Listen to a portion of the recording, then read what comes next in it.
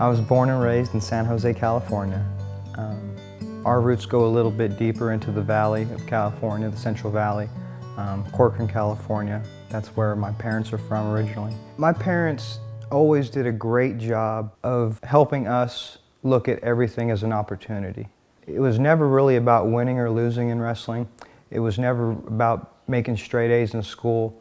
It was just focus on the fact that you have an opportunity here to excel at something that can help you be a better person. I'm one of 51 grandchildren on the Guerrero side, and with that said, most of my cousins wrestled, so it was a very natural progression for me. I was very fortunate at a young age to have great Little League coaches. Albert Perez just made a huge impact on my life. I remember being impressed with his habitual need to construct and analyze wrestling moves so he could utilize them to perfection. I attended Independence High School in San Jose. I don't think anybody saw coming what was coming. 13 young men, we were all part of the same Little League club growing up. And we ended up winning a state championship that year, and that made me feel as if I wanted to go into coaching. 3 state championships in California probably helped me win 3 NCAA championships in college. In 1994, Oklahoma State won the NCAA championship. There were some struggles at Oklahoma State at that time. There were some restrictions. Coach Smith, I remember when he came to the house, the passion he had in his eyes to put Oklahoma State back where it needed to be after these restrictions. That was unparalleled. I had never seen that much passion in somebody, and that's what attracted me to Oklahoma State.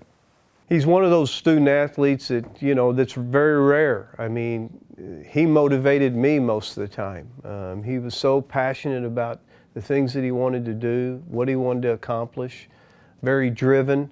When I came home from college my freshman year, I went to Corcoran, California in the Central Valley to visit my grandmother.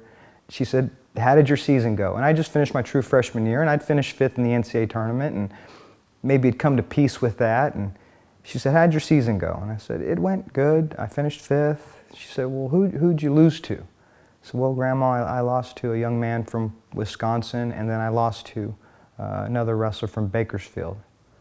And she got real quiet, and she said, "Bakersfield?" And I said, "Yeah." And she said, "We sent you all the way to Oklahoma, and you lost to someone from Bakersfield?" And she got up and walked away from the table, and I did not know you could be that upset. And I don't think she knew me well enough to know for sure that would push my buttons, but I do believe she knew enough about the way we were all raised that she knew it would fire me up. And she said, "We sent you all the way over there." She came back again. "You just need to come home and wrestle at Fresno State." And then she walked off again. And I just remember being invigorated. And she knew enough about the way we were raised and our competitive nature to know that that was going to really, really change my perspective on things. His right arm, and that was the difference. Mena needs to hang out, and he doesn't do it. 1 point for Guerrero, and Guerrero is your national champion at 126. They're very vicious on the mat. Best single leg I've ever seen in the world. I don't think anybody has an inside tie single leg, and I've never coached anyone even close to having a single leg like he had. Winning never gets easier. The hardest thing in life to do is to repeat at something. And I want to credit my coach, Coach Smith, for keeping me level-headed. Back then, I didn't read the paper, I didn't have a television, and I kept my world really small. My nature was to maybe just keep to myself, and you realize that you're never as good as they say you are, but you're never as bad as they say you are either. You're kind of somewhere in the middle. Maybe that lifestyle really helped me repeat 3 times. The contemplation of wrestling internationally, nationally, and hopefully internationally goes through everyone's mind. But the reason I chose Oklahoma State was so that that opportunity could be lived out. National champion, Olympian, multiple-time world team member. Eric was a tireless worker. He was a consummate professional. He worked on his skills. He worked on his conditioning. He continued to try to develop to become the best wrestler he possibly could be. It was always about being in the moment. It was always about having the absolute best practice you could have. It was always about learning as much as you could that day. Probably one of the best attributes that I was taught or given or whatever the case may be was just to be in competition with yourself.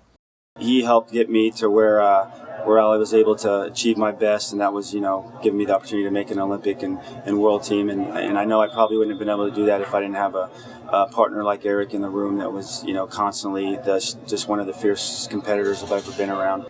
At that time, we were going through this process together and making world teams and eventually Olympic teams. And that was a great, great, great, great time. And there's no way we could have done that to that extent without the help of our club, of Jim Ravenek and Jeff Levitets. They truly provided an opportunity to chase our dreams. And I'll forever be grateful for them for that. My wife, Kristen, is a rock. I could not do what I do without her. Our children, Caitlin, the oldest, and Ishmael, they're wrestling fans to the core. They love it. The best experience was truly the journey.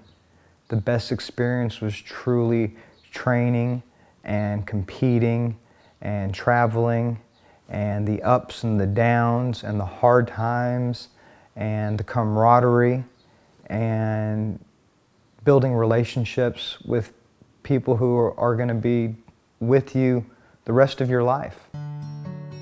To be inducted as a distinguished member to the National Wrestling Hall of Fame is a humbling honor. To look at those granite plaques of champions of years past and to be counted amongst them as a peer is exciting, but more so humbling.